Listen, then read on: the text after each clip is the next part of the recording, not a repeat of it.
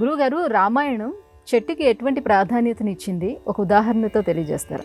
చెడు లేకుండా చేసేది, చెట్ట లేకుండా చేసేది చెట్టు. రామాయణంలో అడవుల వర్ణన ఉంటుందమ్మా. వాల్మీకి మహర్షి అత్యద్భుతమైనటువంటి వర్ణన చేశాడు. ఆ చెట్లను చూస్తుంటే మనం కూడా ఆ కాలంలో ఒక చెట్టు కింద ఉన్నామా? ఎందుకంటే 7 రకాల జన్మల్లో స్థావరాలు కూడా ఒక జన్మ కదా. మనం కూడా అందులో ఉన్నామా అనిపించేంతగా మనల్ని ఆ తాదాత్మ్య అనుభూతిలోకి తీసుకెళ్తారు వాల్మీకి మహర్షి.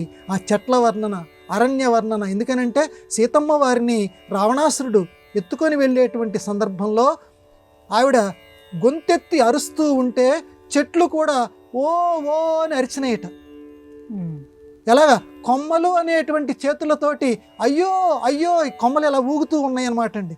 ఆ ఊగటాన్ని ఆ మహానుభావుడు ఏమని వర్ణన చేశాడంటే, అయ్యో సీతమ్మ నీకింత కష్టం వచ్చింది కదా అని చెప్పి ఆ చెట్ల కొమ్మలు కూడా ఇలా ఊగాయి రావణాసురుడు ఎత్తుకొని వెళుతూ ఉంటే అని చెట్లకి కూడా ఒక మానవీకరణ చేశాడు.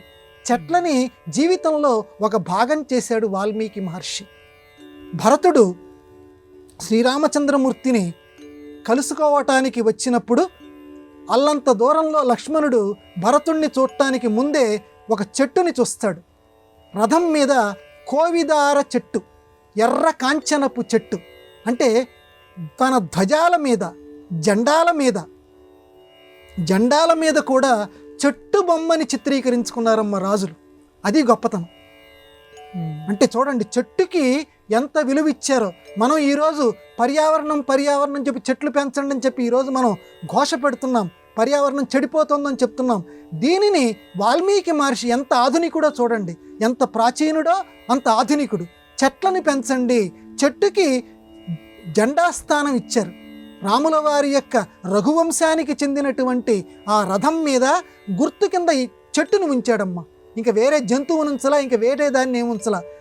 రాముల వారి రఘువంశానికి సంబంధించిన జెండా ఏంటంటే కోవిదార వృక్షం, ఎర్ర కాంచనపు చెట్టు, భూమిని చీల్చుకొని పెరిగేటువంటి చెట్టు కోవిదార అంటే దాని అర్థం. కాబట్టి చెట్టుకి రామాయణం అంత ప్రాముఖ్యత ఇచ్చింది. అధునాతన సమాజంలో రామాయణాన్ని అనుసరిస్తున్నటువంటి మనము, అందులో ధర్మాన్ని ప్రేమించేటువంటి మనము కూడా చెట్టుని గౌరవిద్దాం. ఒక మొక్కని నాటటానికి మనం అందరం కూడా ప్రయత్నం చేసి పర్యావరణ హితానికి పాల్పడదాం.